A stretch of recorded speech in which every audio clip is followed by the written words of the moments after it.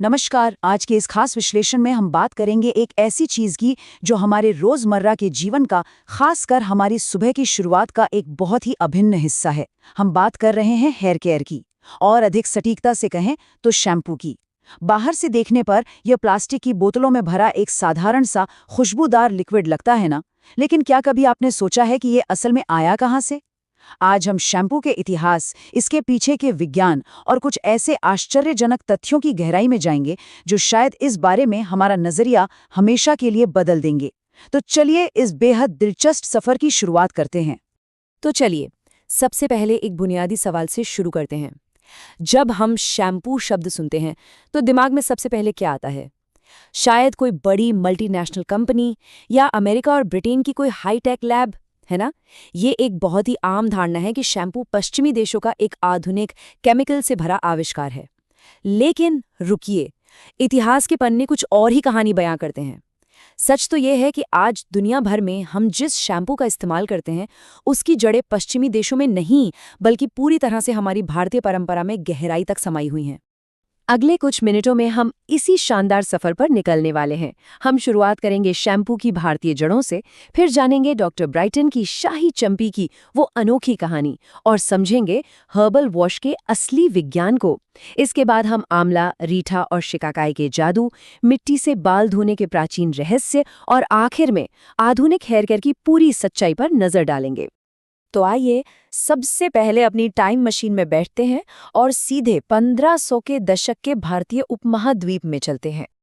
आपको ये जानकर शायद हैरानी होगी कि आज हम जो अंग्रेजी शब्द शैम्पू बोलते हैं वो असल में संस्कृत शब्द चप्यति से आया है, जिसका सीधा सा मतलब होता है मालिश करना या दबाना। इसी से हमारा हिंदी शब्द बना चंपी या चंपू। प्राचीन भारतीय ग्रंथों में इसका बहुत ही स्पष्ट वर्णन मिलता है। उस समय सोपबेरी यानी रीठा और आंवला को उबालकर एक अर्क तैयार किया जाता था। रीठा के गूदे में प्राकृतिक रूप से सैपोनिन होता है जो पानी में मिलने पर बिल्कुल साबुन जैसा झाग बनाता है। हमारे प्राचीन ग्रंथों में इस झाग को फेनका कहा गया है। ये सिर्फ गंदगी ही साफ नहीं करता था, बल्कि बालों को पोषण भी देता था। अब एक बहुत ही दिलचस्प सवाल उठता है। भारत के जंगलों और घरों के आंगनों में उबलने वाला ये हर्बल काढ़ा ब्रिटिश साम्राज्य के आलीशान महलों तक पहुंचा कैसे? अब जरा इस टाइमलाइन पर गौर कीजिए। 1500 के दशक में भारत में प्राकृतिक जड़ी बूटियों का इस्तेमाल हो रहा था। फिर 1815 में इंग्लैंड की ब्राइटन में एक खास महोमेत्स बाथ खुलता है, और उसके बहुत बाद जाके 1927 में जर्मनी के हंस श्वार्ज़कॉफ ने लिक्विड शैम्पू का आविष्कार किया। तो ये जो बीच का 1815 वाला टर्निंग पॉइंट है ना, इसी ने दुनिया को सही मायनों में शैम्पूइंग से परिचित कराया था। और इस टर्निंग पॉइंट के पीछे जो इंसान था उसकी कहानी किसी बॉलीवुड फिल्म से कम नहीं है। मिलिए साकिर डीन मोहम्मद से। 1759 में पटना के एक नाई समुदाय में जन्मे इस युवा ने बचपन से ही हर्बल लेप और साबुन बनाने की तकनीक सीखी थी। 1800 के दशक की शुरुआत में वो इंग्लैंड चले गए और ब्राइटन शहर में उन्होंने मोहम्मद्स बाथ नाम से एक शानदार स्पा खोला। वहां उन्होंने लोगों को चंपी यानी हेड मसाज देना शुरू किया, और उनकी चंपी इतनी मशहूर हुई कि खुद इंग्लैंड के किंग जॉर्ज चतुर्थ और किंग विलियम चतुर्थ ने उन्हें अपना पर्सनल शैम्पूइंग सर्जन नियुक्त कर लिया। मतलब पटना का एक युवा इंग्लैंड जाके डॉक्टर ब्राइटन बन गया। है ना कमाल की बात? तो ये तो थी इतिहास की बात, लेकिन अब आते हैं असली साइंस पर। क्योंकि प्राचीन भारत का ये ज्ञान सिर्फ कोई तुक्का या दादी नानी का साधारण नुस्खा नहीं था। अब जरा इस डेटा को देखिए जो journal of emerging technologies and innovative research के एक वैज्ञानिक शोध पत्र से लिया गया है। ये हमें उन हर्बल औषधियों का सटीक प्रतिशत बताता है। नीम 9%, हिबिस्कस 12%, एलोवेरा 7%, शिकाकाई 22%, आंवला 25% और रीठा 20%। तो आप समझ रहे हैं, ये महज पत्तियों को पानी में मिलाने का काम नहीं था। ये दरअसल अर्ली केमिस्ट्री यानी प्रारंभिक रसायन विज्ञान का एक बेहतरीन उदाहरण था, जहां हर एक पौधे को उसकी विशिष्ट खूबियों और बिल्कुल सटीक मात्रा के लिए चुना गया था। और ये और भी शानदार तरीके से दिखाता है कि हमारे पूर्वज कितने स्मार्ट थे। बेस तैयार करने के लिए उन्होंने जिलेटिन का इस्तेमाल एक गेलिंग एजेंट के रूप में किया ताकि मिश्रण में गाढ़ापन आ सके। और नींबू का रस, उन्होंने नींबू का रस इसलिए मिलाया क्योंकि ये एक एंटी माइक्रोबियल के रूप में काम करता है। और सबसे जरूरी बात, ये मिश्रण के एसिडिक पीएच को बनाए रखता है। मतलब आधुनिक केमिस्ट्री के जो सिद्धांत हम आज लैब्स में पढ़ते हैं वो सदियों पहले ही प्राकृतिक रूप से डिकोड कर लिए गए थे। इस पूरी प्रक्रिया में 3 सबसे अहम सितारे रहे हैं जिन्हें हम आयुर्वेद में हेयर केयर का लेजेंडरी त्रिकोण कहते हैं, आंवला, रीठा और शिकाकाई। आइए इसे वैज्ञानिक नजरिए से डिकोड करते हैं कि आखिर ये तीनों मिलकर ऐसा क्या जादू करते हैं। सबसे पहले आंवला। इसमें विटामिन सी और पॉलीफेनोल्स कूट-कूट कर भरे हैं। साइंस कहता है कि ये कोलेजन उत्पादन को बढ़ाता है जो बालों की जड़ों के विकास के लिए बेहद जरूरी है। फिर आता है रीठा। इसमें ट्राइटरपीनॉइड सैपोनिन होते हैं, मतलब ये एक प्राकृतिक सर्फेक्टेंट है।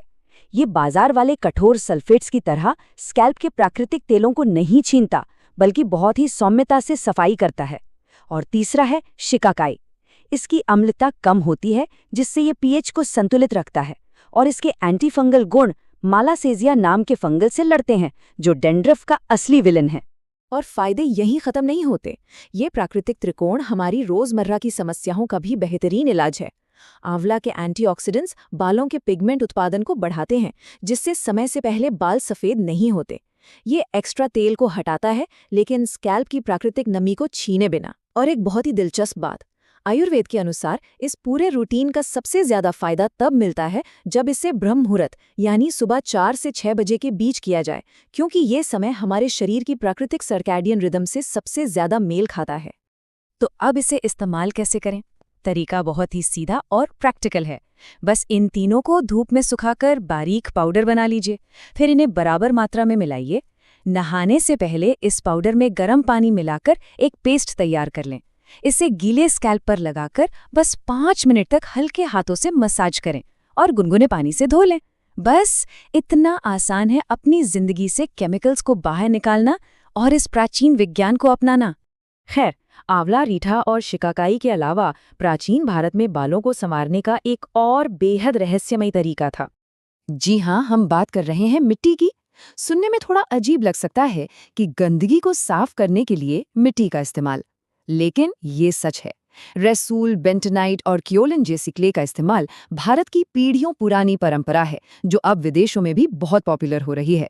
इसके पीछे का विज्ञान ये है कि मिट्टी एक चुंबक की तरह काम करती है और बिना किसी केमिकल के स्कैल्प से अतिरिक्त तेल और टॉक्सिन्स को बाहर खींच लेती है।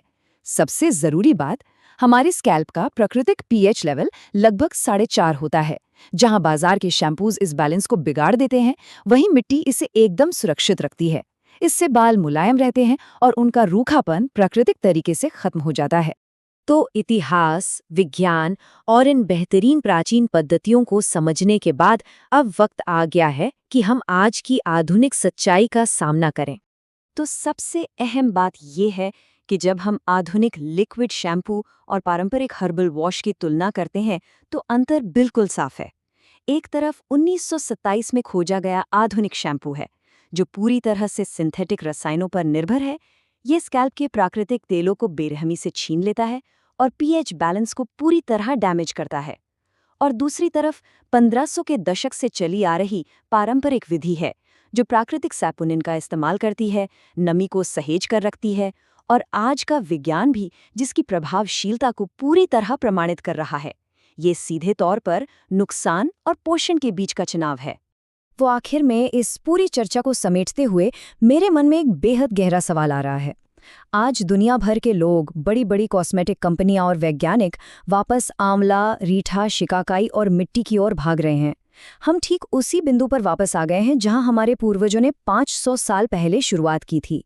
तो अगर हमें लौटकर प्रकृति के इसी फॉर्मूले पर ही आना था, तो क्या पिछले 100 सालों में रसायनों और केमिकल्स के सहारे जो हेयर केयर इंडस्ट्री खड़ी की गई, वो वास्तव में विज्ञान का एक शानदार विकास था या फिर इतिहास की एक बहुत बड़ी गलती? जरा सोचिएगा इस बारे में। ज्ञान के इस शानदार सफर में हमारे साथ जुड़ने के लिए आपका बहुत बहुत धन्यवाद।